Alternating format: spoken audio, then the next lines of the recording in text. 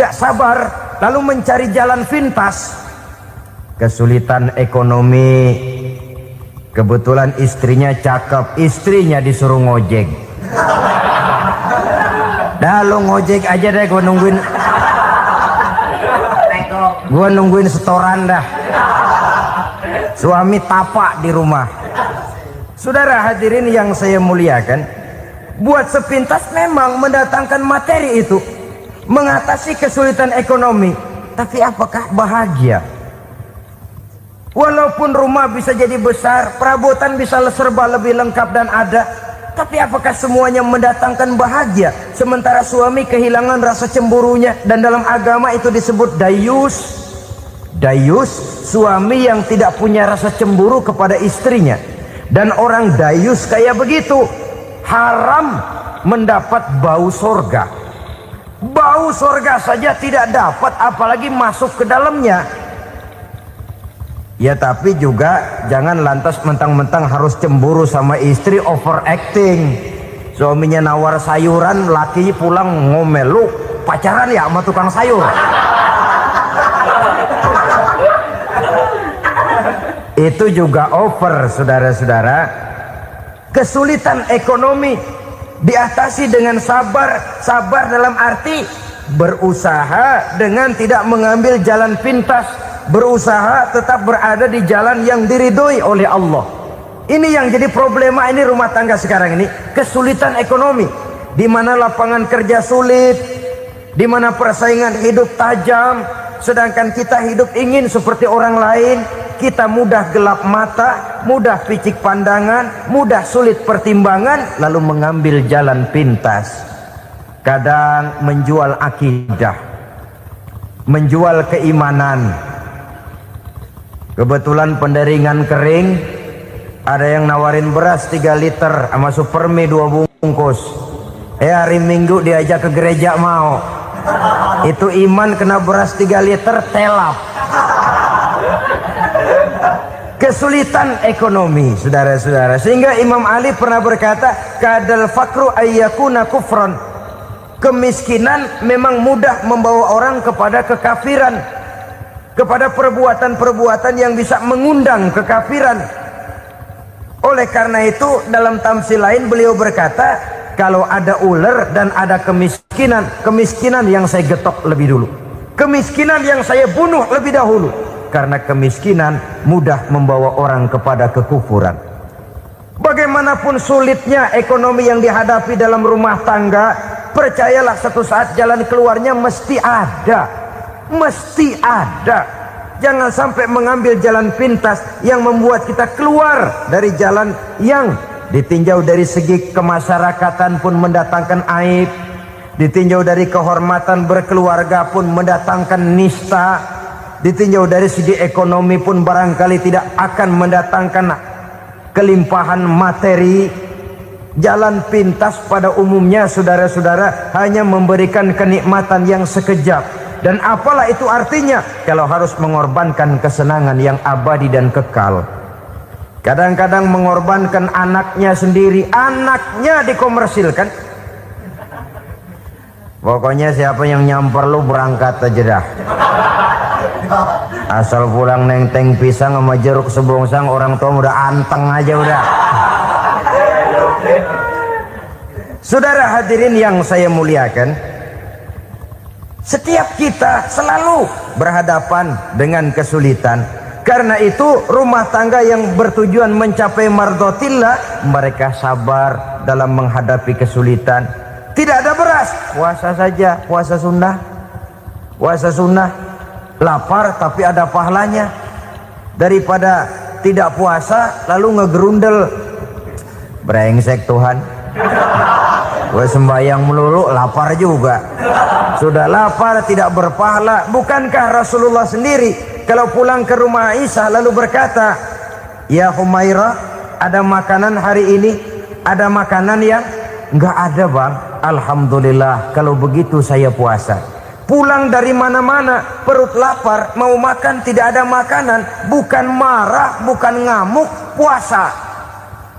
maka boleh puasa sunnah niatnya udah siang jam 10 jam 11 asal dari pagi belum makan apa-apa. Niatnya jam 10 sah dengan catatan dari pagi belum makan apa-apa. Jangan sudah sepiring setengah baru niat, itu lain. Itu ngojek namanya itu. Pengertian dalam kesulitan. Satu malam beliau pulang dari masjid agak larut. Habis ngajar banyak yang bertanya. Ketuk pintu, Assalamualaikum.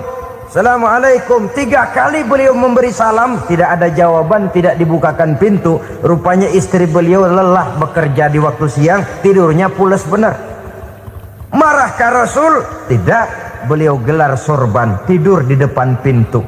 Asraful anbiya wal mursalin ini, Rasul termulia ini, karena menghargai istrinya, tidur di depan pintu. Sampai Aisyah bangun sepertiga malam, terkejut buka pintu, suaminya ada di depan pintu. Beliau bangunkan. Ketika dibangunkan, Rasul lebih dulu berkata, maaf sayang, saya pulang terlambat. Sudah nggak dibukain pintu, tidur di depan, dibangunin, beliau duluan yang minta maaf. Pengertian.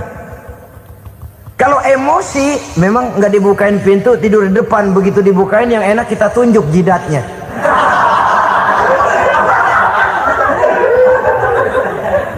Saudara hadirin yang saya muliakan, kesulitan di dalam kehidupan merupakan bagian daripada kehidupan. Bukan untuk ditakuti, tapi untuk diatasi. Bukan untuk dihindarkan, tapi dicarikan jalan keluarnya.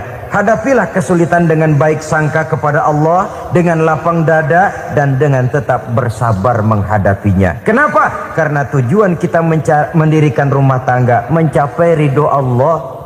Kalau anak kita perjualbelikan, kalau istri kita komersilkan, kalau akidah kita jual untuk mempertahankan rumah tangga, bukankah makin jauh saja rumah tangga itu dari ridho Allah? Ini tujuan utamanya.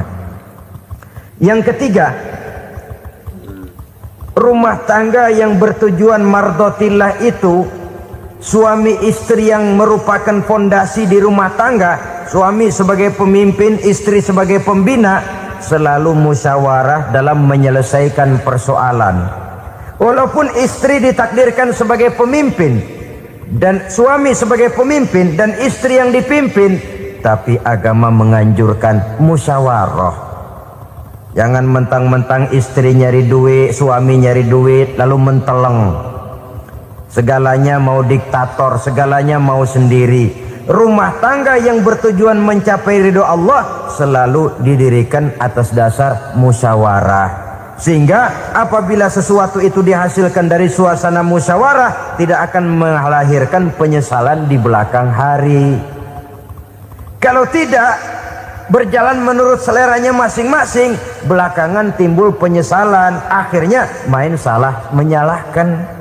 Kalau sudah saling salah menyalahkan, itu artinya sudah saling mengungkit kekurangan masing-masing. Akibatnya tidak ada lagi saling menghargai.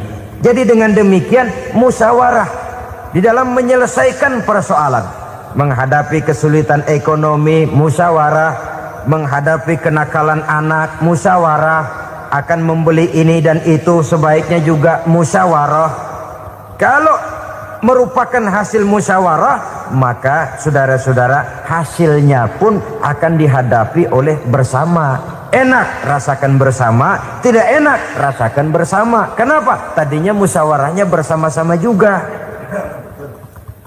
Lah kalau hasil sendirian, giliran enak mungkin yang satu mau ikut, giliran tidak enak yang satu nuding, gua kata juga apa? Kan begitu akibatnya kalau tidak berdasarkan musyawarah lebih dahulu.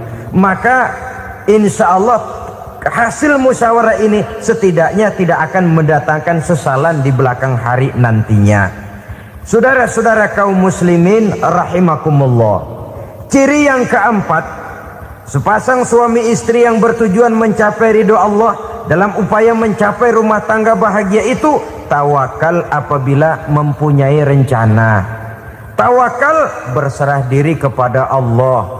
Bukan berserah diri dalam artian mutlak yang mengarah kepada fatalism atau predestination. Kita sering mengartikan tawakal secara salah. Belum apa-apa sudah menyerahkan diri kepada Allah. Emang semuanya terjadi menurut maunya Allah dah. Gak usah ngapa-ngapain, bagaimana Tuhan aja dah. Lapar juga nggak usah makan, kalau takdirnya kenyang pan kenyang. Ya udah lapar terus kita. Makan dulu, perkara nanti kenyang apa tidak itu baru tawakal. Kalau sakit ke dokter, soal sembuh atau tidak baru tawakal. Artinya usaha itu ada. Setelah suami berusaha, istri berusaha, selebihnya tawakal.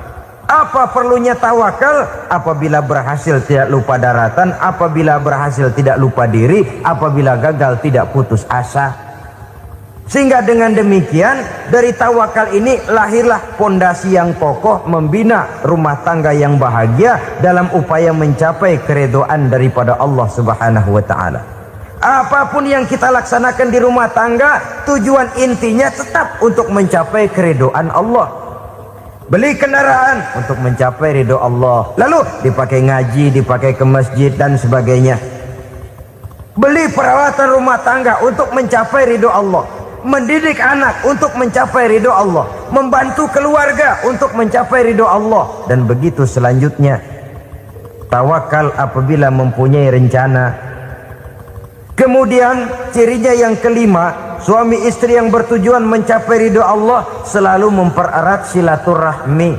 Sebab seperti sudah saya sampaikan pada pertemuan terdahulu, dalam berumah tangga itu ada orang tua, ada mertua. Itu cuma perbedaan istilah, tapi hakikatnya adalah sama. Jangan karena perbedaan istilah lalu menyebabkan kita berbeda sikap. Kalau sudah berbeda sikap, tentu akan melahirkan perasaan yang tidak simpatik. Sebaiknya suami istri kalau sudah berumah tangga, jadikanlah orang tua tempat cerita yang enak saja. Yang tidak enak telan berdua, yang pahit rasakan berdua, kesusahan dan kesulitan atasi berdua. Giliran enak ngomong sama orang tua, giliran senang cerita sama mertua. Sekarang kan kita balik, kalau lagi senang duitnya banyak, anteng di rumah, kalem aja. Tapi lalu waktu susah, Pak, waktu susah, Ma, cerita kepada orang tuanya, cerita kepada mertuanya. Lalu kapan kita mau menyenangkan orang tua? Sudahlah mereka susah mendidik kita di waktu kecil, membesarkan kita, melakukan segala macam pengorbanan. Demi setelah kita berumah tangga, kesulitan rumah tangga kita tumpahkan juga kepada mereka. Pererat silaturahmi dan usahakan agar seluruh keluarga hanya menjadi tempat kita cerita yang enak-enak saja. Istilah sehari-harinya, kalau di rumah kita makan sama sayur bayam, keluar rumah diem, malah seluitan. Tetangga tanya, lu makan kayaknya enak banget apa sih? Daging ayam.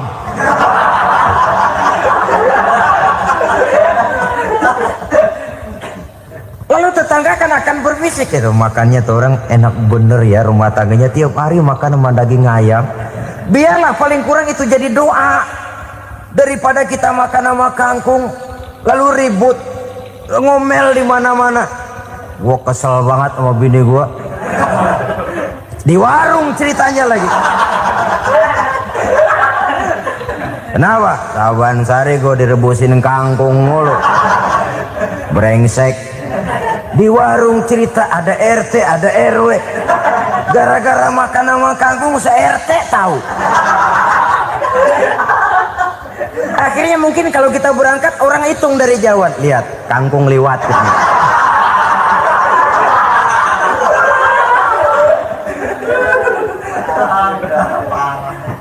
Bisa menjaga yang disebut security informasi, rahasia rumah tangga.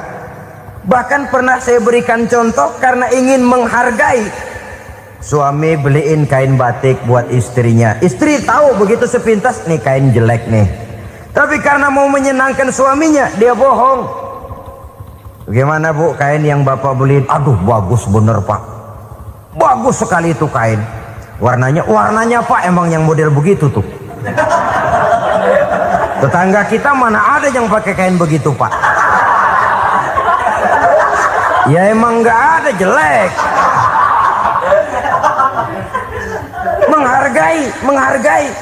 Sebab kalau waktu itu si istri jujur, yang timbul sakit hati suami. Bagaimana bu kain yang saya beliin? Goblok lo. Kain begitu dibeliin di pasar juga banyak 1.400, campur odol lagi. Sudahlah, suami punya niat baik, sampai rumah digoblok-goblokin, tidak ada lagi rasa saling menghargainya. Begitu pentingnya mempererat silaturahmi ini, sampai Nabi berpesan, isnani la yanzurullahu ilaihima yaumal qiyamah qati'ur rahim wa jarus su'. Ada dua golongan manusia yang di akhirat nanti tidak akan dilihat oleh Allah, tidak akan diopeni oleh Allah, didiemin aja. Siapa mereka? Pertama, orang yang suka memutuskan silaturahmi. Yang kedua, tetangga yang jahat dengan tetangganya. Dua golongan manusia ini, pemutus silaturahmi, kemudian juga tetangga yang jahat dengan tetangganya, ini tidak akan dipandang oleh Allah di hari akhirat nanti. Jadi pererat silaturahmi, sebab kita ini zon politikan, makhluk yang bermasyarakat, yang tidak bisa hidup sendirian. Setiap kita memerlukan orang lain.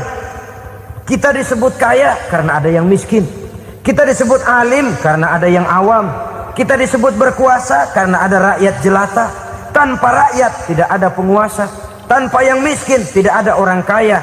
Kalau tidak ada yang jelek, siapa yang bilang cakep? Karena ngimbangi. Saudara hadirin, atas dasar ini mestinya kita selalu bersyukur dalam segala posisi, tidak lalu salah terima kepada karunia yang diberikan Allah kepada kita. Saudara hadirin yang saya hormati, pererat silaturahmi, jadikan orang-orang tua kita tempat kita cerita yang enak-enak saja. Yang tidak enak, telan sendiri, usahakan sendiri, carikan jalan keluarnya sendiri. Setidaknya ya diam sajalah. Kalau belum bisa membalas budi baik orang tua, setidaknya jangan menyakiti hati orang tua kita. Sudah lelah dan payah dia mengasuh kita, membesarkan kita, merawat kita, demi setelah kita berumah tangga, seluruh kesulitan kita bawa lagi kepadanya. Karena itu buat para istri juga ini perhatian. Kalau dimarahi suami, jangan cepat-cepat pulang ke rumah orang tuanya. Nggak boleh diomelin dikit, main buntal aja. Gua pulang dah. Pulang. Sampai sana cerita habis-habisan, dikucek kejelekan suaminya. Nanti 2-3 hari balik aja lagi. Kan nggak lucu jadinya. Saudara hadirin, begitu juga suami. Mencaci maki habis istrinya, 2-3 hari baik aja lagi. Konyol, istrinya sudah dicaci maki habis-habisan, dijeleki leluhur-leluhurnya, 2-3 hari baik lagi, mesraan lagi. Kata bininya dalam hati, gua lu jelekin juga, lu pakai juga, payah.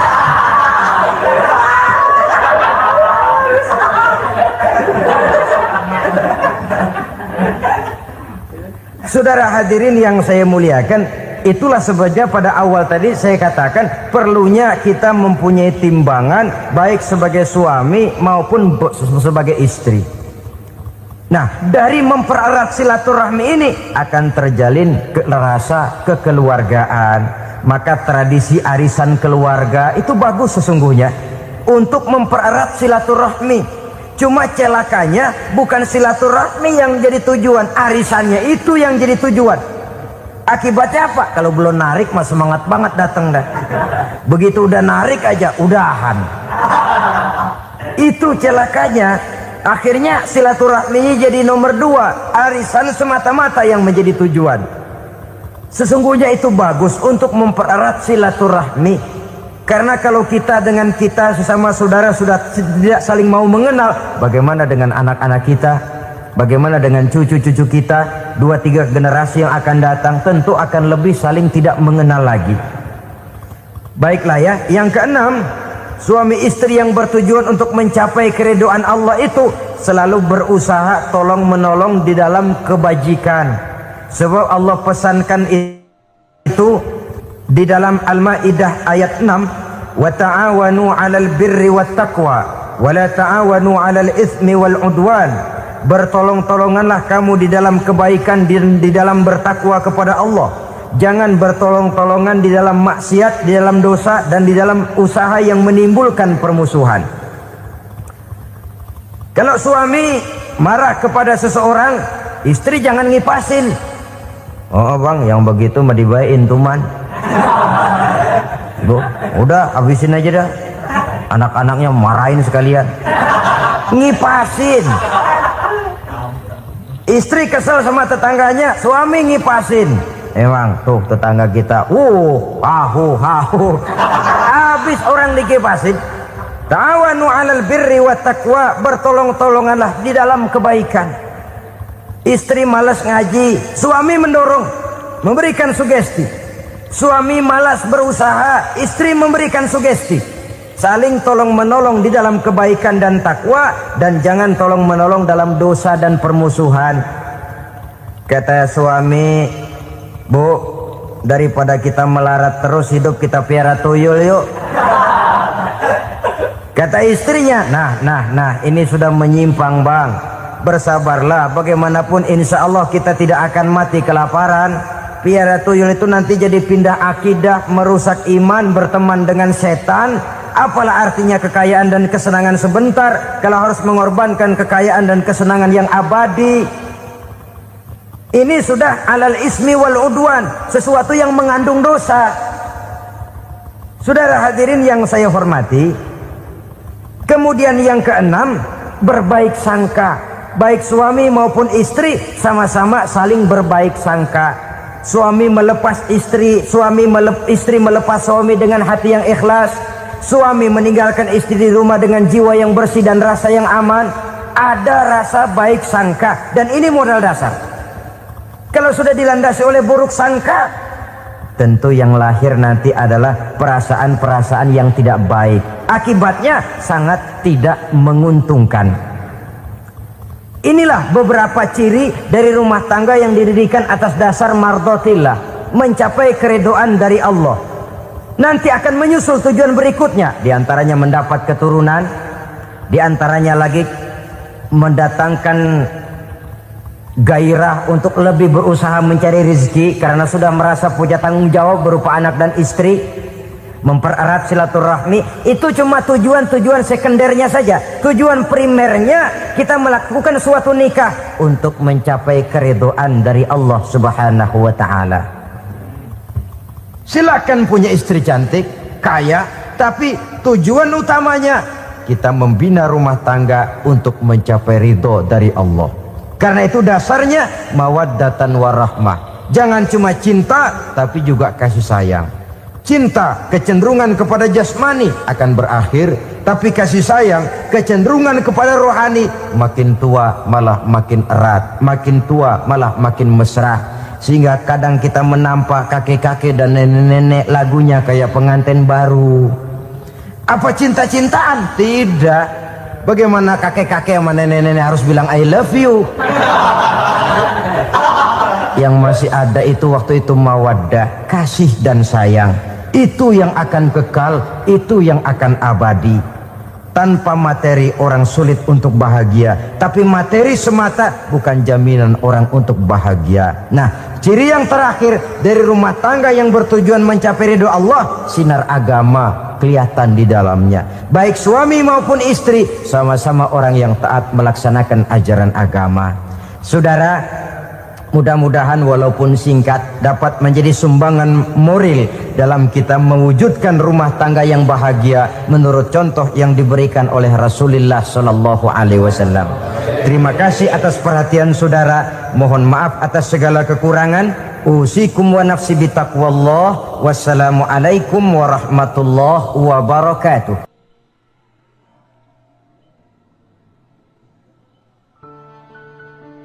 Assalamualaikum warahmatullahi wabarakatuh. Ala alihi wa sahbihi ajma'in, amma ba'du. Saudara-saudara kaum muslimin rahimakumullah, salah satu dari misi Islam ialah mengangkat harkat dan martabat manusia yang sebelumnya dibedakan oleh warna kulit, oleh suku bangsa dan bahasa, seluruhnya diikat dengan satu akidah, menghilangkan perbedaan akibat warna kulit, suku bangsa dan bahasa. Termasuk dalam upaya itu betapa Islam telah mengangkat harkat dan martabat kaum wanita. Maka pada pertemuan kali ini kita akan membicarakan tentang peranan wanita sepanjang pandangan agama. Sebelum Islam datang, nasib perempuan nyaris hanya berputar di segitiga saja. Dapur, sumur, kasur. Kasur, sumur, dapur. Seolah-olah wanita terpaut dengan 3 itu tadi. Seolah-olah wanita tidak bisa berbuat lebih banyak daripada itu. Bahkan di tengah masyarakat jahiliyah, bayi perempuan mendatangkan aib sehingga mereka lalu dikubur hidup-hidup. Maka datang Islam dengan tegas mencanangkan satu revolusi yang mengangkat harkat dan martabat kaum wanita. Nabi bersabda, "An-nisa'u imadul bilad. Iza saluhat saluhal bilad, wa iza fasadat fasadal bilad." Wanita adalah tiang negara. Jikalau baik wanita, baiklah negara. Jikalau rusak wanita, hancurlah negara. Dalam berbagai ayat Al-Quranul Karim menjelaskan tentang wanita dan peranannya. Al-Quran bercerita tentang Siti Hawa. Al-Quran bercerita tentang anak perempuan Nabi Adam, Iklimah dan Labuda, yang menyebabkan Habil dan Qabil saling berbunuh-bunuhan. Al-Quran menceritakan bagaimana ibunya Nabi Musa mendapat wahyu untuk menghanyutkan anaknya di hilir sungai Nil. Al-Quran bercerita tentang Siti Maryam, ibu daripada Nabi Isa. Al-Quran bercerita tentang 2 putri Nabi Yusuf, yang akhirnya salah satunya menjadi istri daripada Nabi Musa. Pun Al-Quran bercerita tentang Ratu Balkis, seorang wanita yang menjadi penguasa di negeri Sabah, yang demikian besar pengaruhnya dan wawasannya. Dan banyak lagi Al-Quran menceritakan keadaan kaum wanita, sampai-sampai dalam Al-Quran ada satu surah yang dinamakan surah An-Nisa. Ini seluruhnya berarti bahwa Al-Quran telah menempatkan kaum wanita dalam satu posisi yang mulia dan terpuji. Al-Quran memberikan emansipasi, bahwa wanita berhak mengejar kemajuan sebagaimana halnya kaum laki-laki. Tetapi sungguh pun demikian, Al-Quran tetap memberikan batasan-batasan sepanjang emansipasi itu tidak bertentangan dengan kodrat kewanitaan itu sendiri. Kalau persamaan dan kemajuan, kalau emansipasi dan hak asasi sudah tidak sesuai lagi dengan kodrat kewanitaan, pada akhirnya bukan mengangkat harkat dan martabat kaum wanita, justru malah merendahkan derajat dan martabat kaum wanita itu sendiri. Seperti sebagian besar wanita ini, mereka berteriak menuntut tentang persamaan hak, tapi mereka melupa apa batasan daripada persamaan hak itu sendiri. Sesungguhnya Islam dengan segala konsepsinya yang mengangkat martabat kaum wanita itu memberikan keleluasaan kepada kaum wanita untuk maju bersama laki-laki sepanjang tidak menginjak-injak kodrat kewanitaan itu sendiri. Kalau sudah sampai kepada menginjak kodrat kewanitaan, maka akan merendahkan martabat kaum wanita. Sebab apa? Secara fisik dan psikis, agaknya memang laki-laki sudah ditakdirkan oleh Allah untuk menjadi pembimbing bagi kaum wanita. Walaupun tidak tertutup kemungkinan wanita tampil sebagai pemimpin, tetapi dari segi fisik biologis misalnya, laki-laki itu diciptakan kekar, kuat, untuk memikul dan melaksanakan tugas-tugas yang berat. Sedangkan perempuan pada umumnya adalah lembut, ayu, lemot, denok, geboy, dan lain sebagainya. Maka kalau kita baca sejarah, Allah itu belum pernah mengutus rasul perempuan. Semua rasul laki-laki. Sebab apa? Secara fisik biologis tugas kerasulan lebih dimungkinkan oleh seorang laki-laki. Tugas rasul itu berat. Kadang-kadang perang, dicaci maki, berhadapan dengan ujung tombak, ujung pedang dan lain sebagainya. Makanya seluruh rasul laki-laki, dan Allah belum pernah mengutus rasul perempuan. Dari segi lain, perempuan itu banyak terhalang untuk melaksanakan ajaran agama.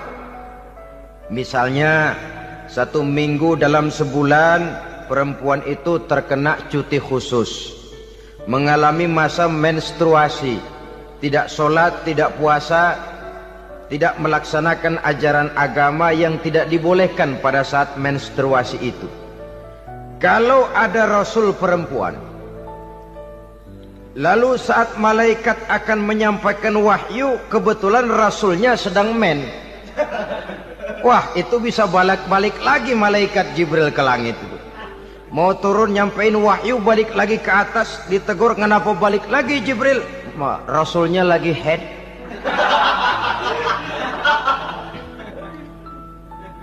Atau pada saat agama dalam bahaya, agama dalam hinaan, agama dalam ancaman, rasulnya perempuan kebetulan sedang hamil besar. Apa lalu perang ditunda? Pengumuman perang ditunda saja sampai rasul melahirkan. Tentu lebih tidak mungkin lagi. Secara fisik biologis, laki-laki lebih memungkinkan untuk melaksanakan tugas kerasulan ini. Maka seluruh rasul yang diutus Allah adalah laki-laki. Saudara hadirin yang saya muliakan, sungguh pun demikian, Islam itu mengangkat martabat wanita sedemikian tinggi sebagai tiang negara yang menentukan jatuh dan bangunnya negara, yang ikut mewarnai bahkan menjadi warnanya suatu negara. Walaupun peranannya memang tidak begitu kelihatan, tapi sesungguhnya amat sangat menentukan. Oleh karenanya, secara umum, emansipasi yang digariskan oleh Islam, emansipasi yang tidak bertentangan dengan kodrat kewanitaan di berbagai aspek kehidupan. Kalau sekarang emansipasi ini kelihatannya sudah salah pasang, salah kaprah.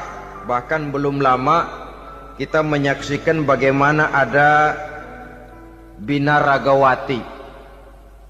Di zaman sekarang perempuan sudah mulai angkat besi. Saya mulai mikir kalau perempuan sudah pada angkat besi, ini sudah tanda suaminya udah deket dibanting-bantingin ini. Tahun-tahun mendatang mungkin akan menyusul perempuan mulai narik becak.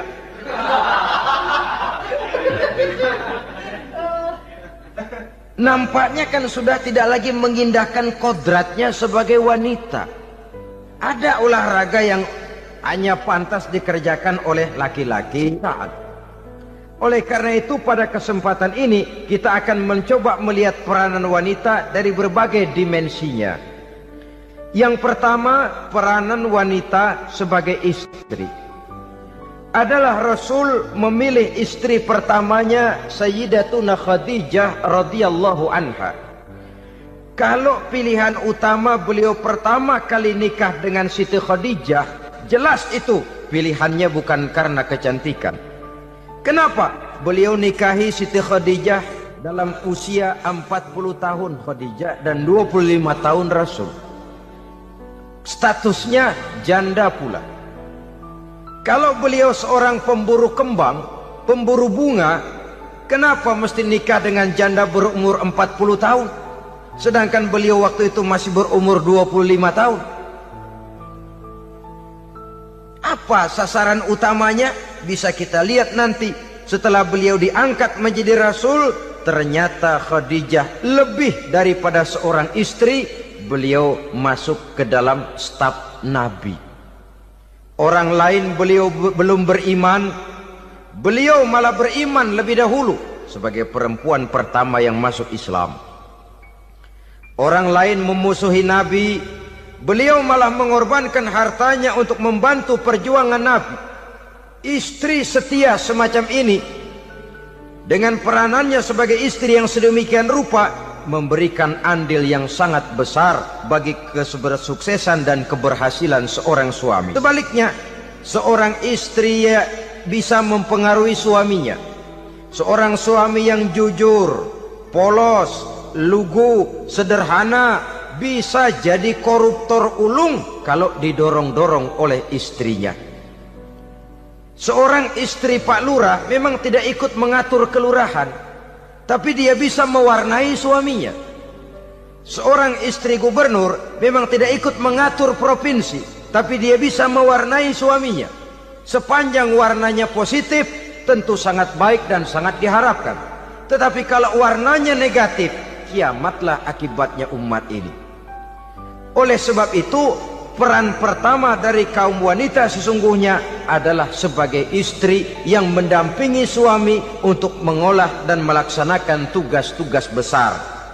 Dari seorang yang paling kecil sampai kepada seorang yang punya jabatan paling tinggi sekalipun, pengaruh dan peranan istri memang sangat menentukan. Saudara hadirin kaum muslimin rahimakumullah. Itulah sebabnya Nabi menikah dengan Siti Khadijah, dan lebih dari itu, sebelum menikah dengan Nabi, Siti Khadijah itu sudah terkenal sebagai pengusaha wanita, business girl kalau bahasa sekarang ini. Bahkan jaringan-jaringan bisnisnya tidak hanya Mekah saja, tidak hanya antar kota, bahkan sudah antar negara, dari Mekah ke Syam, dari Mekah ke Madinah dan lain sebagainya, yang bahkan kita tahu Rasul pada mulanya pun ikut membantu perdagangannya Siti Khadijah radhiyallahu anha ini. Jadi kalau bercermin dari karier Siti Khadijah, boleh saja wanita bergerak di bidang bisnis, asal memang profesi, bukan karena dengan senjata dan modal kecantikan lalu membujuk dan merayu orang sampai telak sehingga bisnisnya berjalan lancar dengan jalan menjual kecantikannya. Tidak, bergerak di bidang bisnis yang memang profesinya di situ. Tidak ada salahnya. Bisa saja perempuan menjadi business girl seperti yang dicontohkan oleh Siti Khadijah radhiyallahu anha ini. Sebab itu, kontes-kontesan yang hanya bertitik kepada rupa yang ayu saja, rupa yang cantik saja, sesungguhnya bukan hanya tidak bermanfaat, tapi saya pikir juga sangat tidak mendidik. Yang mengajar anak-anak remaja putri kita untuk berlomba-lomba hidup dalam kepalsuan. Alis mata palsu, hidung pesek dimancungin palsu, operasi plastik. Alis matanya dikerik, bikin yang palsu. Tai lalat lagi bikin yang palsu, gincu bibir dimerahin palsu. Seluruhnya hidup dalam kepalsuan. Akan lebih baik kalau kita ini misalnya mengadakan kontes yang menitik beratkan kepada ketinggian IQ, kecerdasan, kemampuan, skill, keahlian dan kemampuan. Tidak hanya dititik beratkan kepada rupa yang ayu dan cantik semata-mata. Sebab di samping manfaatnya diragukan, juga sangat tidak mendidik buat generasi yang akan datang. Terutama ibu-ibu, peran utama wanita sesungguhnya adalah sebagai istri mendampingi suami dalam melaksanakan tugas-tugas besar. Satu hari, serombongan ibu-ibu pernah datang menghadap Rasul mengajukan satu resolusi. Protes kalau bahasa kita sekarang. Ya Rasul, ada apa bu? Kalau laki-laki sih enak. Enak bagaimana? Iya, kalau orang laki-laki sholat, perempuan sholat. Laki-laki puasa, perempuan puasa. Laki-laki pergi haji, perempuan pergi haji. Laki-laki menuntut ilmu, perempuan bisa menuntut ilmu. Tapi kalau laki-laki pergi jihad, perang membela agama, kami perempuan tidak bisa ikut jihad perang di medan pertempuran. Padahal pahala jihad sangat besar dan kami ingin mendapat pahala jihad. Tidak adil kalau begini ya Rasul, izinkan kami pergi jihad. Ini perempuan di zaman Rasul, kalau ada kebaikan tidak bisa ikut, rasanya rugi bukan main, lalu protes. Apa jawab Rasul? Beliau senyum. Ibu-ibu jangan khawatir, walaupun ibu-ibu tidak maju ke medan perang, ada ibadah yang pahalanya sama dengan pahala jihad itu. Apa ya Rasul? Beliau menjawab, jihadukunna fi baitikunna. Jihadnya ibu-ibu, jihadnya kaum wanita adalah di rumah tangganya sebagai istri. Memasak makanan suaminya, mencuci pakaian istrinya, mengasuh, merawat dan membesarkan anak-anaknya, itu seluruhnya bagian daripada ibadah yang pahalanya tidak kurang dengan pahala jihad. Kenapa?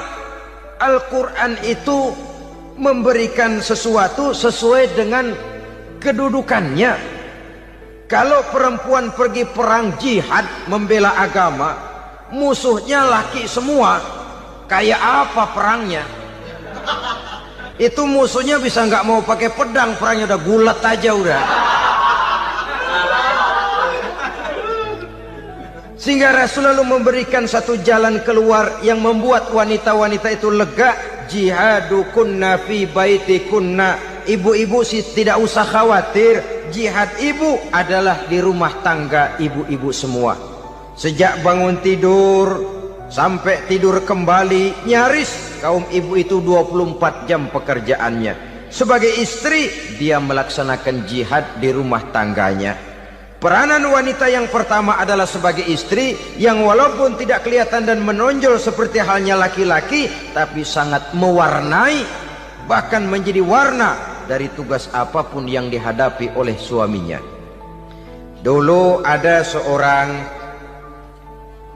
orator, kalau pidato hebat bukan main. Kalau dia bernada gembira, semua orang senyum. Kalau dia bercerita tentang sesuatu yang sedih, satu masjid orang nangis. Orang tanya kepadanya, Pak, bisa pidato begitu hebat, siapa yang bikin? Ya saya sendiri. Istrinya dari belakang bilang, tidak, yang bikin pidatonya hebat saya. Kata suaminya, mana bisa, saya, kata istrinya. Kalau saudara tidak percaya, tunggu Jumat depan, dia khutbah Jumat, saya akan bikin khutbahnya tidak hebat, kata istrinya. Sudah hari Rebo, siap-siap mau bikin konsep khutbah, baru mau nulis, datang istrinya, Bang, tolong pegangin anak, saya mau ke warung. Mau bikin konsep lagi, kata istrinya, Bang, tolong ini, tolong itu, tolong ini. Sampai mau berangkat khutbah Jumat, khutbah belum selesai dibikin. Begitu naik mimbar, kehabisan bahan. Sudah 10 menit masih ama ba'du, ama ba'du, ama ba'du. Ini yang dengar heran, ini orang kok bicaranya bisa cuma amat sama badu, amat sama badu saja. Di situ kelihatan saudara-saudara betapa peran serta istri yang walaupun tidak kelihatan oleh pandangan mata yang zahir, tapi teramat sangat menentukan. Sekali lagi, tidak ada seorang suami bisa sukses jadi apapun dia tanpa peran serta istrinya di rumah. Tidak ada kemajuan yang bisa diperoleh kalau tidak karena peran serta istrinya di rumah. Tidak ada kesuksesan yang bisa diraih tanpa keikutsertaan daripada istrinya di rumah. Walaupun suaminya yang dikenal orang, suaminya yang dipuji orang, suaminya yang disanjung orang, bagian besar tetaplah saham dan andil daripada istrinya yang di rumah itu. Ini makna an-nisa imadul bilad. Wanita adalah tiang negara. Jikalau baik wanita, baik negara. Jikalau rusak wanita, hancur negara. Karena wanita, negeri Sabah menjadi terkenal, tentram, aman, wawasan politiknya luas. Seorang semacam Cleopatra bisa menaklukkan Julius Caesar. Dan begitu selanjutnya. Banyak cerita-cerita betapa wanita yang berperan di belakang layar ini bahkan bisa menggoyangkan negara. Bahkan yang paling dekat saja contoh dengan kita, Senator Gary Hart. Saudara masih dengar tentu itu, betapa harus terpaksa mengundurkan diri dari pencalonan presiden Amerika karena kasusnya dengan Donna Rice itu, dengan hostess itu. Betapa di sini seorang perempuan atau seorang wanita sanggup membongkar seseorang yang punya masa depan ceria untuk menuju kursi kepresidenan dari suatu negara adidaya seperti Amerika, bisa gagal berantakan karena skandalnya itu. Apa penyebabnya? Wanita. Tapi wanita juga bisa menyebabkan menjadi cambuk majunya laki-laki. Wanita juga bisa menghancurkan dan mengubur laki-laki. Saudara hadirin yang saya muliakan, ia memang kelihatannya makhluk yang lemah, tapi di balik kelemahannya itu sesungguhnya dia bisa menelan laki-laki yang bagaimanapun besarnya. Saudara-saudara kaum muslimin rahimakumullah, terutama ibu-ibu yang saya hormati, jadi peranan yang pertama wanita sebagai seorang istri. Yang kedua, wanita sebagai ibu. Ini juga sangat besar pengaruhnya dalam membentuk generasi masa yang akan datang. Bapak, oleh karena kesibukan tugasnya tentu lebih banyak di luar rumah. Yang nyaris 24 jam di rumah itu ibu. Bagaimana dia merawat anaknya, bagaimana dia menaruh perhatian terhadap anaknya, bagaimana ia melimpahkan kasih sayang kepada anak-anaknya, akan membentuk kepribadian anak dan artinya membentuk generasi yang akan datang. Kalau seorang ibu sudah cuek-cuek saja kepada anaknya, padahal Quran mengatakan al-jannatu tahta aqdamil ummahat, surga di bawah telapak kaki ibu. Hadis ini bisa kita artikan macam-macam. Pertama, anak tidak akan mendapat kebahagiaan tanpa ridho daripada ibunya. Kedua, ibu adalah wanita agung yang harus ditaati. Ketiga, neraka atau surga anak bergantung kepada ibu, bagaimana dia mewarnai anak. Kalau ibunya cuek-cuek saja sama anaknya, dan sering jadi contoh klasik, kalau anak ayamnya beduk maghrib belum pulang, satu RT dicariin, hansip diundang, kalau perlu dan ramil dilaporin. Tapi kalau anak gadisnya jam 12 tengah malam belum pulang, ibu tenang saja Pak. Tidak tergerak dan tidak tertarik hatinya. Ya tentu tidak semua. Kalau sudah begitu, bukankah hakikatnya ibu sudah menciptakan neraka buat anaknya sendiri? Khalil Gibran dalam satu tamsil yang indah pernah mengatakan, kalau kita diberikan sebutir mutiara, sebutir intan, dan intan itu sebutirnya sebesar telur ayam, benda yang sangat langka dan berharga, tentu kita sayang intan atau mutiara itu. Kita jaga baik-baik, kita simpan dalam kotak, kotaknya kita kunci, kotak itu kita simpan di dalam lemari, lemarinya kita kunci lagi, lemarinya ada di dalam kamar, kamarnya pakai pintu, pintunya kita kunci lagi. Kamar itu ada dalam rumah, rumahnya pakai pintu, dikunci lagi. Kemudian rumahnya pakai pintu gerbang besar, gerbangnya juga digembok lagi. Untuk menjaga intan itu jangan sampai hilang, begitu usaha kita berlapis-lapis. Dan intan itu sudah diberikan kepada kita, kata Khalil Gibran. Apa dia?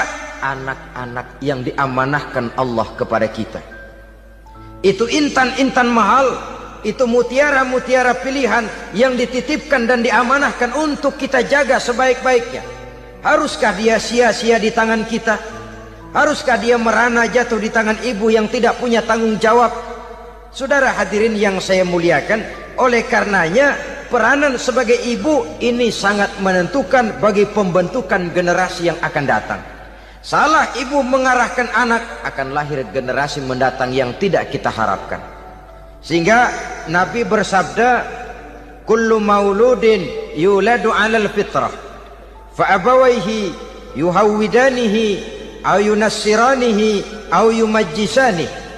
Setiap bayi dilahirkan dalam keadaan suci. Setiap bayi dilahirkan dalam keadaan bersih, tidak punya dosa.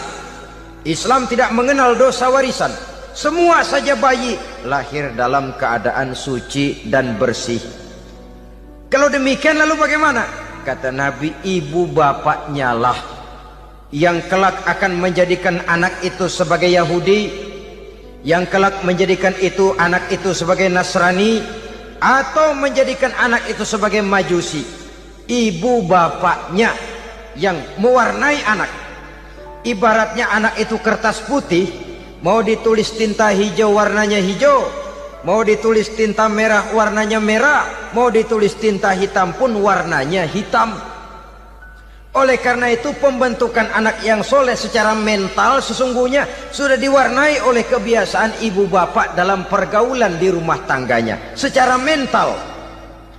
Sehingga dengan demikian saudara-saudara, salah kaprah ibu dalam mengarahkan anak-anaknya akan melahirkan generasi penerus yang sungguh-sungguh tidak kita harapkan, dan pada gilirannya akan membahayakan perkembangan bangsa dan negara, membahayakan kita sebagai suatu umat.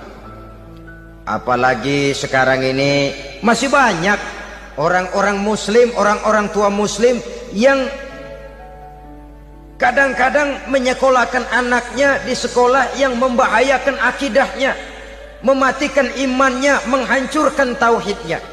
Pokoknya asal bonafid keluar sekolah ada jaminan lapangan kerja, perkara anak mau kafir mau murtad bukan urusan. Alangkah ironi dan sangat menyedihkan. Saudara-saudara yang saya hormati, jadi dari segi kaum wanita peranan ibu sangat besar. Dari segi anak, ketaatan kepada ibu, doa restu ibu akan membawa kepada kebahagiaan hidup. Doa ibu mustajabah, kutukan ibu manjur.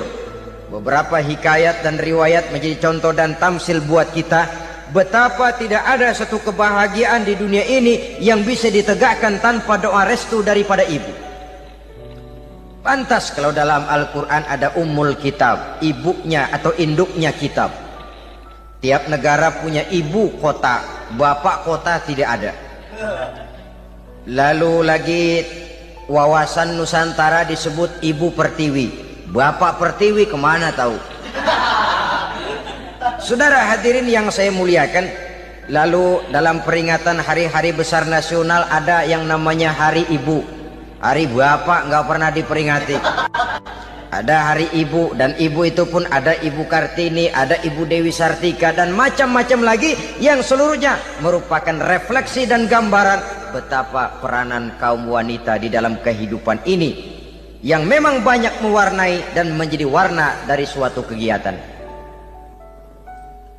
Saudara-saudara kaum muslimin rahimakumullah, apabila yang pertama tadi kita melihat peranan kaum wanita sebagai istri, betapa ia berpengaruh besar dalam ikut menunjang keberhasilan dan kesuksesan suaminya. Kemudian pada peranannya yang kedua, wanita sebagai ibu di rumah tangga, betapa ia ikut membentuk, mempengaruhi, mewarnai dan membimbing kepribadian anak sebagai generasi penerus. Maka pada peranan yang ketiga ini kita akan melihat wanita sebagai social agent, sebagai penggerak kegiatan sosial di berbagai bidang kehidupan. Apakah itu bernama majelis taklim, apakah itu bernama perkumpulan dan yayasan-yayasan kemanusiaan, organisasi-organisasi yang bergerak di bidang pendidikan, bahkan di zaman sekarang bukan hanya menjadi penggerak sosial, bahkan sudah banyak kaum wanita yang menggerakkan satu bangsa. Dunia mengenal Margaret Thatcher, dunia mengenal Indira Gandhi, dunia mengenal Bandara Naike, dunia mengenal Corazon Aquino, dunia mengenal Golda Meir dulu itu dari Israel. Dunia mengenal Imelda Marcos yang ambisius, tapi yang kemudian melangkah kepada jalan yang negatif dari tujuan semula.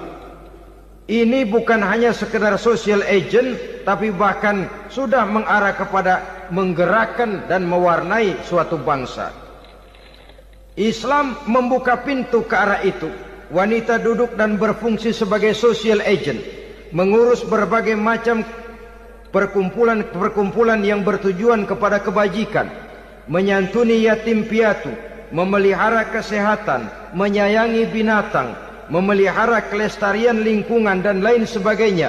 Islam membukakan pintu sepanjang peranan sebagai istri dan sebagai ibu tidak diabaikan. Ini sebab yang utama. Salah seorang perempuan, kaum wanita, kalau terlalu aktif berorganisasi, terlalu aktif bermasyarakat, terlalu aktif dalam berbagai macam perkumpulan, lalu melupakan tugas utamanya sebagai istri dari suaminya, sebagai ibu dari anak-anaknya. Ibu asik rapat sana, rapat sini. Anak tidak pernah diajak rapat, akhirnya si anak bikin perkumpulan sendiri, rapat menurut versi mereka. Sehingga akibatnya yang timbul anak merasa kurang diperhatikan oleh ibunya. Ngaji bagus, tapi kalau sepanjang hari ngaji saja, suami pulang mau makan tidak ada makanan, mau berganti pakaian belum lagi ditriska pakaiannya, tentu ini melupakan fungsi yang utama.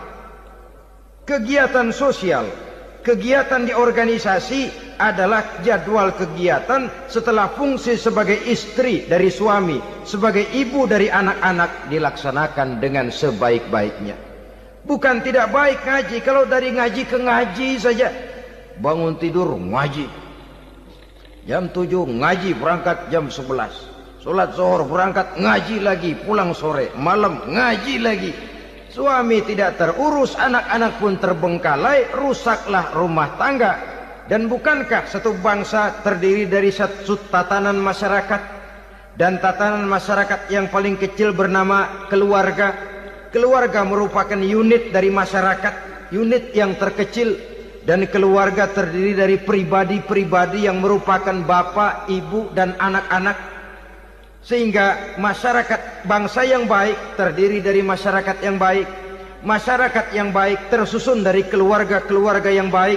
Dan keluarga yang baik akan muncul dari pribadi dan individu yang baik. Pribadi dan individu yang baik yang sadar mana kewajiban yang primer, mana kewajiban yang sekunder. Sebagai social agent, dia lalu mawas diri dengan tetap mempertimbangkan kodrat kewanitaannya itu tadi. Saya ikut prihatin kalau ada perempuan main sepak bola. Dan saya yakin betul kalau perempuan main sepak bola, yang nonton pasti bukan nonton bola. Ya mungkin bola juga, tapi bola yang mana? Itu wallahu a'lam. Ya dicari olahraga yang sesuai dengan kodrat kewanitaan begitu. Dicarilah olahraga yang sesuai dengan kodrat kewanitaan. Sepak bola sudah maju, ya belakangan saya katakan tadi muncul lagi wanita angkat besi. Belakangan bisa kita bayangkan wanita main tinju. Babak belur sudah kalau sudah begitu. Kemajuan dengan melupakan kodrat kewanitaan akan menyengsarakan kaum wanita itu sendiri. Silahkan maju menjadi social agent, menjadi penggerak di masyarakat. Para istri Rasul bisa kita jadikan satu figur. Siti Khadijah, figur sebagai istri pendamping yang setia. Dikala suaminya bingung, ia tampil memberikan pandangan. Dikala suaminya bingung, ia memberikan tanggapan. Dikala suaminya dimusuhi orang, ia menampakkan kesetiaannya. Kau tidak sendiri bang, aku di sisimu.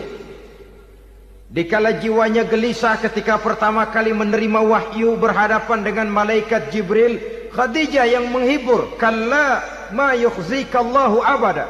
Tidak apa-apa bang, Allah tidak akan menyusahkan kau untuk selamanya. Tenang sajalah, tenang. Abang orang baik-baik, Allah tidak akan menyengsarakan abang. Peran sebagai istri. Dan Rasul mantap. Sehingga bertahun setelah Khadijah wafat, selalu terkenang dan dikenang oleh Rasul. Pernah satu saat beliau itu seperti orang melamun. Aisyah tanya, kok seperti ngelamun bang? Iya, kata Rasul, saya seperti mendengar suara terompahnya Khadijah di surga. Padahal Khadijah sudah lama wafat. Aisyah mendengar itu rada sedikit manyun. Kata Aisyah, bang, cukup sekali ini saja, jangan sebut-sebut lagi nama itu ya. Cemburu rupanya. Ya soal cemburu sih nggak bini Nabi, nggak bini kita, namanya cemburu. Perempuan mesti ada. Apa jawab Rasul? Ya Humairah, Aisyah, haruskah saya melupakan seseorang yang dikala orang lain memusuhi saya, dia mati-matian membela saya? Kamu orang Islam bukan? Bukan.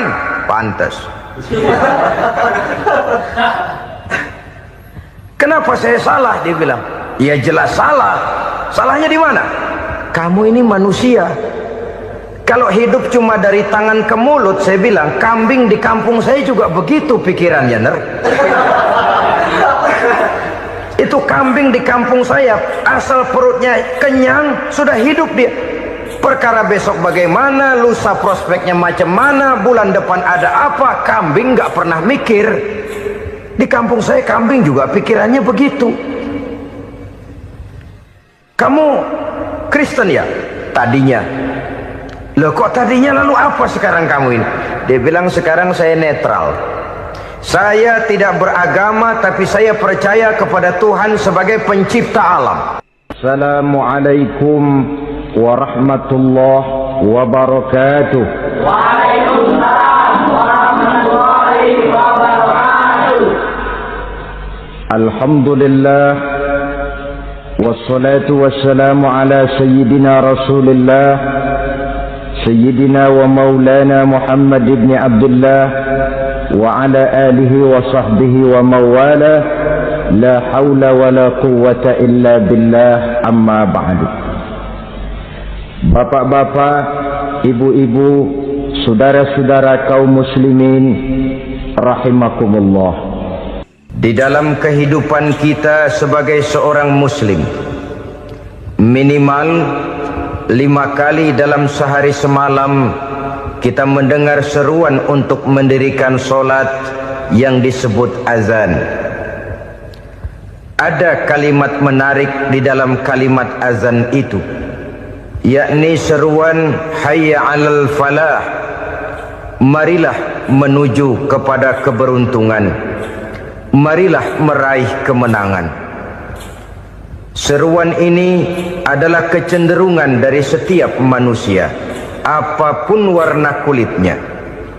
Artinya, setiap orang dalam hidup selalu ingin meraih dan mencari kemenangan.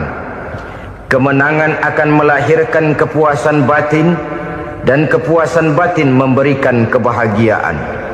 Sedangkan kekalahan melahirkan penderitaan batin, dan penderitaan batin menjerumuskan seseorang di dalam berbagai bentuk kerugian.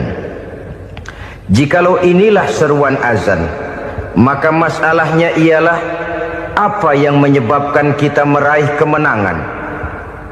Al-Quranul Karim memberikan tuntunan dan ajaran kepada kita bahwa orang-orang yang memperoleh kemenangan itu tidak lain adalah orang-orang yang bertakwa.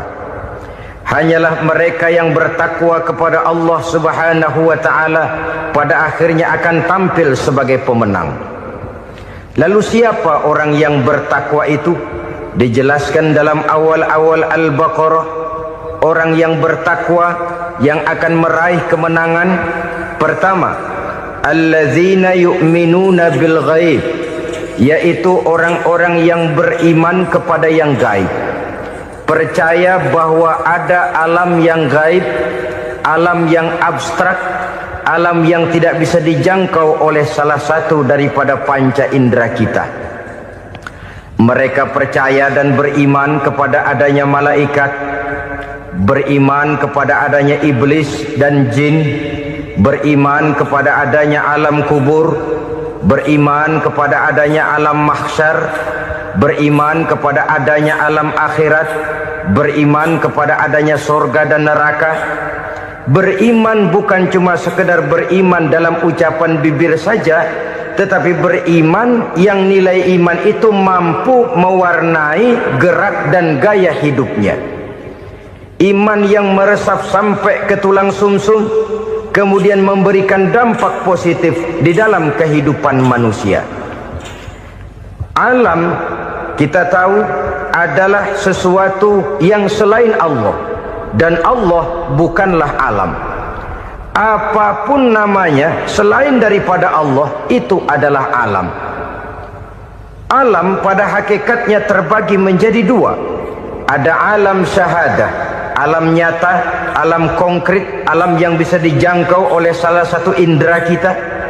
Kemudian ada alam ghaib, alam yang tidak bisa dijangkau oleh panca indera kita, alam metafisika, alam abstrak, alam yang wajib kita imani keberadaannya.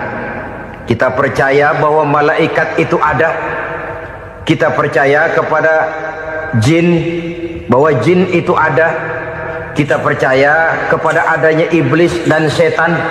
Bukan percaya kepada iblis dan setannya, percaya bahwa iblis dan setan itu ada. Itu termasuk salah satu daripada sifat orang yang bertakwa kepada Allah. Saudara-saudara kaum muslimin rahimakumullah, kecenderungan pembangunan yang lebih bersifat materialistis biasanya menggeser aspek kehidupan rohani. Orang berpikir empiri, dan dalam pola pikir yang demikian maka alam gaib tidak lagi mendapat perhatian. Aspek kehidupan yang bersifat rohaniah malah mulai ditinggalkan. Akibatnya terjadilah kepincangan di dalam kehidupan kita. Pernah ada satu pengalaman pribadi dalam perjalanan kembali ke tanah air. Dalam pesawat di sebelah kanan saya duduklah seorang Jerman namanya Heiner Simonsen. Iseng saya ajak kenalan, saya ajak ngobrol, saya tanya dia. Saya bilang, Mas Heiner ini, kalau pesawat yang kita tumpangi ini jatuh ke bawah, kira-kira apa yang bakal terjadi, Mas? Dia bilang, kita semua akan mati. Begitu? Iya. Oke. Apa itu mati? Tanya saya. Dia bilang, untuk tahu apa itu mati, kita harus tahu lebih dahulu apa itu hidup. Saya pikir nih bule bisa ngomong juga. Baiklah kata saya. Apa hidup menurut Anda itu? Oh, hidup itu dia bilang, kalau seluruh anggota badan kita bekerja secara normal, paru-paru memompa darah secara normal, jantung berdetak secara normal, sel-sel tubuh bekerja secara fit, dan organisme tubuh hanya mau bekerja secara normal, dia bilang, kalau kita memberi makan yang cukup, menu yang teratur, dan gizi yang lengkap. Saya bilang, kesimpulannya apa, Ner? Dia jawab, hidup adalah dari tangan ke mulut. Life is from the hand to the mouth, kata dia. Hidup adalah dari tangan ke mulut. Jadi masalah hidup tidak lebih daripada masalah isi perut. Orang pergi pagi, pulang sore, peras keringat, banting tulang, perut yang dibelain. Saya bilang, you are wrong. Sampean salah, Ner. Kamu orang Islam bukan? Bukan. Pantas. Kenapa saya salah? Dia bilang, ya jelas salah. Salahnya di mana? Kamu ini manusia. Kalau hidup cuma dari tangan ke mulut, saya bilang, kambing di kampung saya juga begitu pikirannya, Ner. Itu kambing di kampung saya, asal perutnya kenyang, sudah hidup dia. Perkara besok bagaimana, lusa prospeknya macam mana, bulan depan ada apa, kambing nggak pernah mikir. Di kampung saya kambing juga pikirannya begitu. Kamu Kristen ya? Tadinya. Loh kok tadinya, lalu apa sekarang kamu ini? Dia bilang, sekarang saya netral. Saya tidak beragama, tapi saya percaya kepada Tuhan sebagai pencipta alam. Saya ingat benar dia bilang, I haven't any religious, but I believe to God as the creator of the world. Kenapa bisa netral begitu, Habis saya bingung katanya. Islam bilang Islam baik, Kristen bilang Kristen baik, Hindu Buddha bilang Hindu Buddha baik, semua agama baik. Saya netral sekalian, nggak beragama. Yang penting saya percaya kepada Tuhan. Saya bilang, kamu ini kayak orang mau beli celana. Lalu bingung. Yang satu bilang Levi's bagus, yang satu bilang Blue Jean hebat, yang satu bilang Wool England hebat.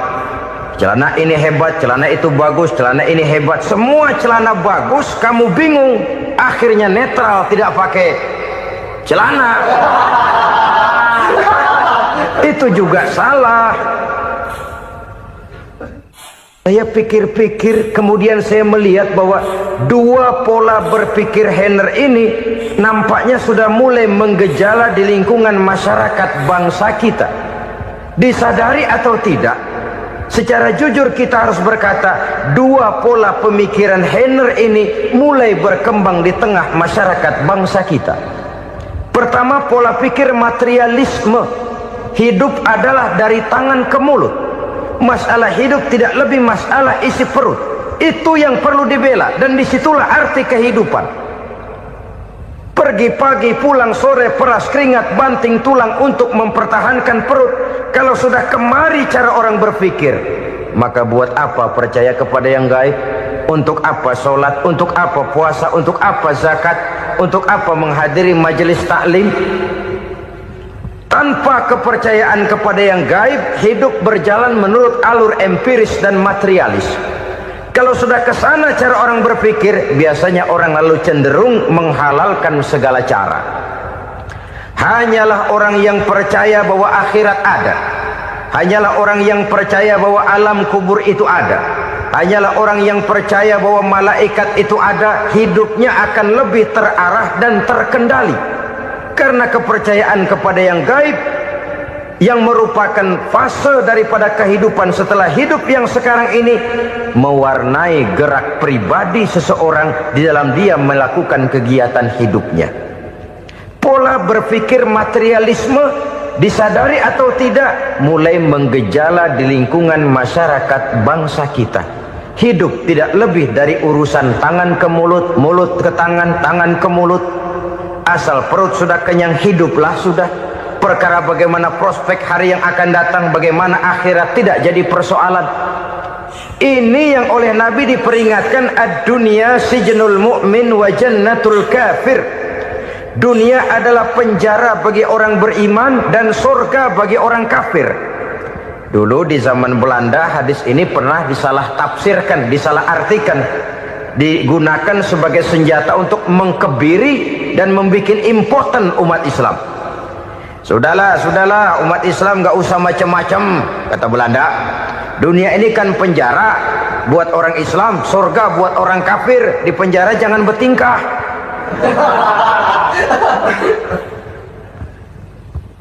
Pengertiannya tidak begitu. Dunia adalah penjara bagi orang mukmin. Artinya dalam kehidupan dunia seorang mukmin tidak bebas memperturutkan hawa nafsunya. Di penjara hawa nafsunya. Sebaliknya surga bagi orang-orang kafir. Buat orang kafir surgalah dunia ini. Mereka bebas memperturutkan hawa nafsunya. Dilarang tidak terlarang, dicegah pun tidak tercegah. Mereka hidup menurut alur bisikan nafsu mereka sendiri. Kemudian bila ajal datang, maut merenggut nyawa, selesailah surganya sampai di situ. Maka bagi orang-orang yang tidak percaya kepada adanya akhirat, kepada adanya alam gaib, surganya sebatas umurnya. Sekali lagi, surganya sebatas umurnya. Bila umur selesai, ajal pun datang merenggut nyawa, selesailah sudah surganya sampai di situ. Alangkah pendeknya perjalanan orang-orang yang tidak percaya kepada alam gaib ini. Bagi kita mukmin, jikalau kita mampu memenjarakan hawa nafsu, kita bisa bahagia di dunia ini. Dan Islam memang tidak menyuruh kita sengsara di dunia. Raih dunia, kejar dunia, gapai dunia sebagai alat untuk mencapai kebahagiaan di akhirat nanti. Hidup adalah satu perjalanan panjang yang terbentang sejak kita terlahir dari alam rahim sampai kepada alam akhirat nanti. Andai kata kita gagal meraih kebahagiaan di dunia, toh kita masih punya akhirat. Tapi jangan jadi dalil yang melemahkan semangat. Biarin dah kita di dunia kebelangsak, yang penting akhirat. Akhirnya dunia benar-benar kebelangsak.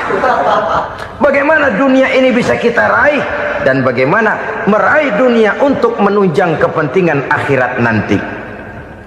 Yang kedua, dari pikiran Heiner yang saya lihat menggejala di lingkungan masyarakat bangsa kita, timbulnya manusia-manusia netral. Seolah-olah Tuhan yes, agama no. Sama Tuhan percaya, agama ogah. Tuhan ngangguk, giliran agama godeng. Padahal hampir dalam setiap ayat dalam Quran, kata-kata amanu biasanya bergandeng dengan wa amilus sholihat, iman dan amal soleh. Ini sebagai isyarat Tuhan dan agama jangan pernah dipisah-pisah. Apabila kita bertuhan, maka kita harus beragama. Apabila kita beragama, maka agama itu harus bersumberkan dari Tuhan yang kita imani itu. Tidak mungkin kita pisah, Tuhan yes, agama no. Sama Tuhan percaya tapi agama bikin sendiri. Sembayangnya cukup bengong 2 jam madep ngulon.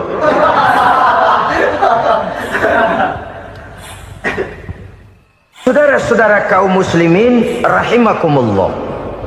Jadi dengan demikian, agama yang kita akui merupakan unsur mutlak di dalam pembangunan sekarang ini, merupakan bagian dari kehidupan yang menuntun kita bahwa di balik alam nyata ini, di balik alam syahadah ini ada alam gaib.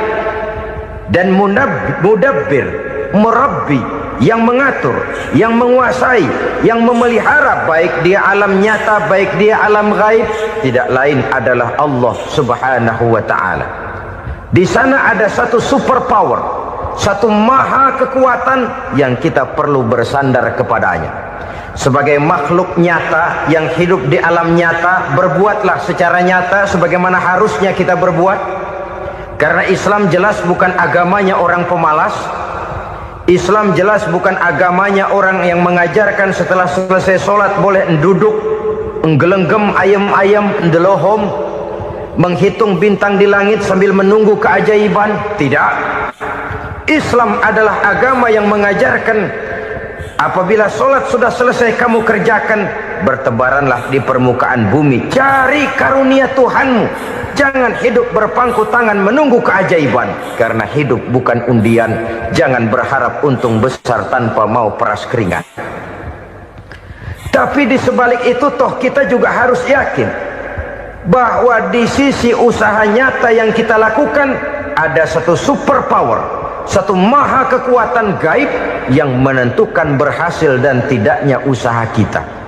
Kepercayaan kepada hal semacam inilah yang mendorong kita untuk mempunyai sandaran vertikal, agar jikalau usaha ini berhasil, kita tidak lupa diri dan lupa daratan. Jikalau usaha ini gagal, kita tidak putus asa dan buruk sangka, tidak cupik pandangan dan sempit hati, tapi mampu melihat persoalan dengan kacamata putih sambil husnuzon kepada Allah Subhanahu wa ta'ala. Kita percaya malaikat itu ada yang namanya raqib dan atid, mengawasi gerak hidup kita sampai kepada gerak hati kita. Ini memberikan sugesti agar kita berhati-hati, tidak sejengkal tanah pun kita bisa berlindung dari pengawasan raqib dan atid. Ada munkar nakir yang akan menyoal kita di alam kubur. Ada malaikat Malik, penjaga neraka. Ada malaikat Ridwan yang menjaga surga.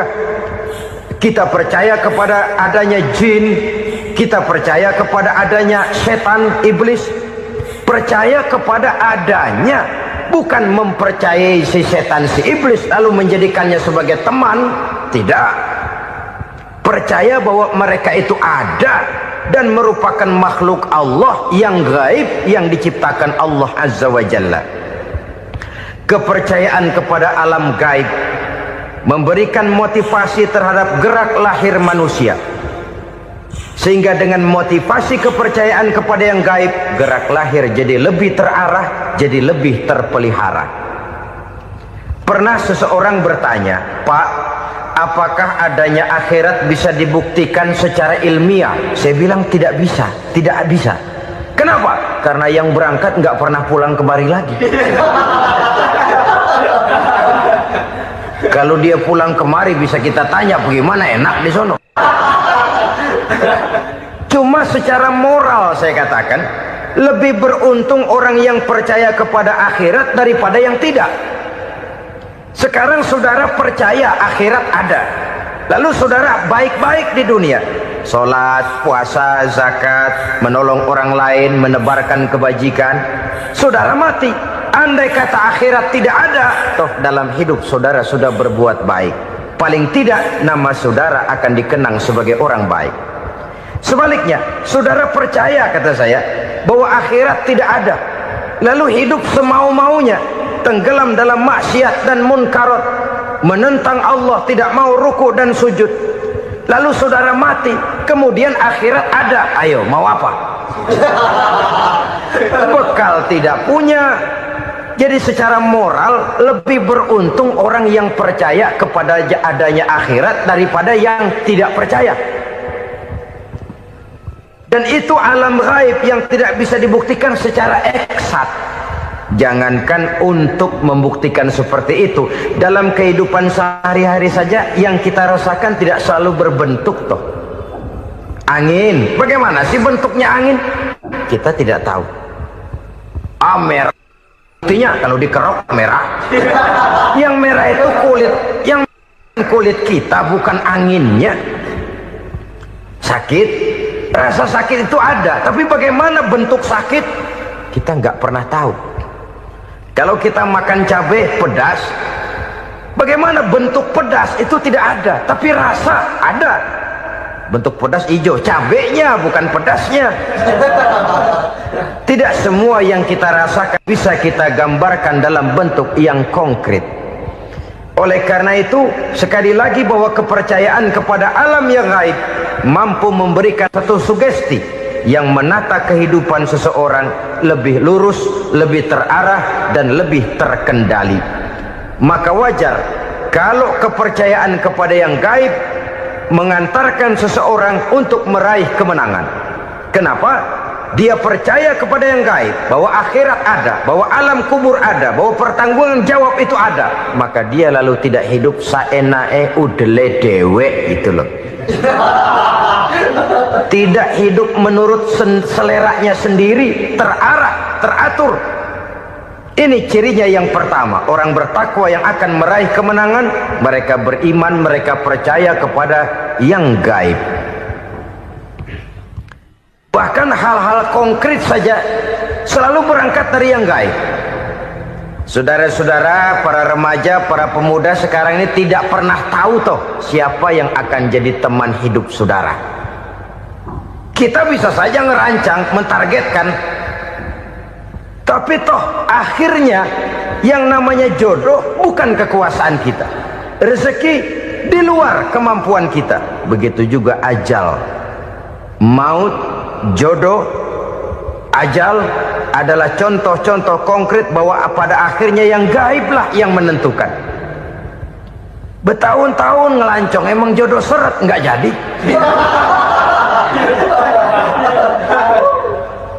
Begitu kenal baru setengah malam nginep ditangkap hansip kan. Hal-hal semacam itu kadang-kadang kita berpikir suuzon, gilet, perempuannya cakep banget, lakinya rebek amat. Memang begitulah jodohnya. Memang begitulah jodohnya. Saudara hadirin ma'asyiral muslimin yang saya hormati, jadi hal-hal yang konkret saja kita yakini sepenuhnya ditentukan oleh satu superpower yang gaib itu tadi. Dari sanalah segala ketentuan itu berangkat dan kesanalah segalanya akan kembali. Maka kepercayaan kepada yang gaib meluruskan gerak hidup seseorang dan itu akan mengantarkan dia kepada meraih kemenangan. Satu. Yang kedua, wa yuqimuna shalah. Orang bertakwa yang akan meraih kemenangan itu adalah orang-orang yang mendirikan sholat. Kenapa solat mengantarkan orang untuk meraih kemenangan? Yang jelas, inna solata tanha anil fahsya'i wal munkar. Solat mampu mencegah manusia dari perbuatan keji dan munkar. Banyak filsafat hidup yang terkandung di dalam solat ini. Sejak kita wudhu, sampai kita menghadap ke arah kiblat, sampai kita melakukan gerak-gerak solat, bacaan-bacaan yang ada di dalam solat, lalu sampai kepada mengucapkan salam. Banyak filsafat hidup yang terkandung di dalam solat. Umpamanya saja, setelah takbiratul ihram, mulai kita dengan solat dalam posisi berdiri. Diajarkan dalam kitab-kitab fikih agar kita melihat ke arah tempat sujud. Ini kan filsafat kehidupan. Kalau kamu solat dalam posisi berdiri, lihat tempat sujud. Jangan solat mata jelalatan, sebab nanti bisa mengurangi kekhusyuan. Jadi wajar kalau yang dikatakan bahwa yang paling afdol adalah shaf yang di depan. Kenapa? Secara harfiah pengertiannya akan lebih mengundang kekhusyuan. Kenapa? Kalau kita di shaf paling depan, di masjid umpamanya paling banter kita lihat tembok. Tapi kalau kita shaf di tengah atau di belakang, orang-orang di depan kita pun akan kelihatan. Yang bajunya loreng, yang bajunya genggang, yang bajunya macam-macam. Kita lihat, kadang-kadang kita pikirin, ada yang bajunya bolong. Kita sholat tapi dalam hati, ini orang bajunya robek yang nggak tahu apa. Ada saja hal-hal yang mengusik kekhusyuan kita. Oleh sebab itu diajarkan dalam posisi berdiri, lihat, arahkan pandangan matamu kepada tempat sujud. Ini kan filsafat kehidupan. Maksudnya apa? Kalau lagi diri, lihat dong tempat sujud.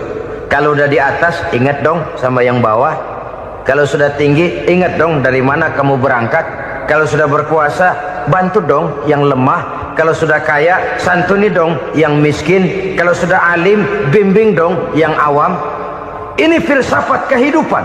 Dalam posisi berdiri, kau lihat tempat sujud. Ini akan melahirkan kepekaan sosial, di mana seseorang mau tahu kepada orang lainnya.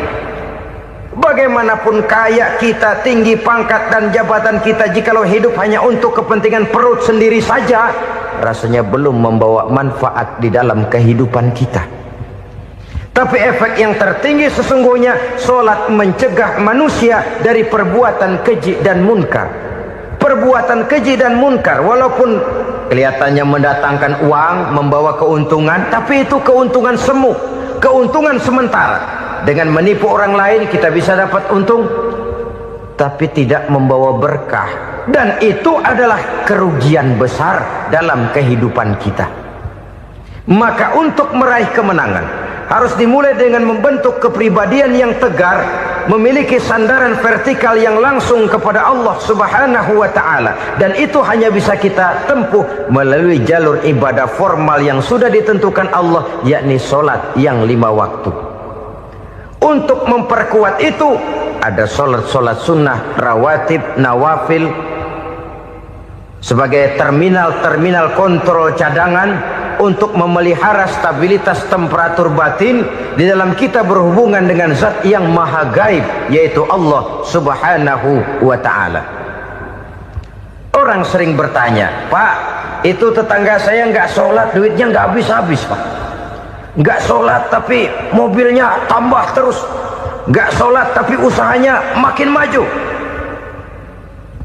Tapi di sisi lain ada orang yang rajin sholat, rezekinya butak bener. Anaknya mana kurus, mana korengan. Saudara hadirin ma'asyiral muslimin rahimakumullah. Harus saya katakan bahwa solat memang bukan untuk cari duit. Solat adalah sandaran vertikal kita kepada Allah. Sedangkan soal rezeki itu berkaitan dengan sifat Allah maha pengasih dan maha penyayang. Allah maha pengasih, siapapun dikasih kalau mau usaha. Allah maha penyayang, tidak semua orang disayang oleh Allah Azza wa Jalla. Dan belum tentu banyak harta itu merupakan nikmat. Mungkin juga istidraj, artinya istidraj itu dikasih tapi diambulin, kalau bahasa Betawinya itu. Dikasih tapi diambulin, itu bukan merupakan nikmat sesungguhnya, lebih merupakan azab dari Allah Subhanahu wa ta'ala.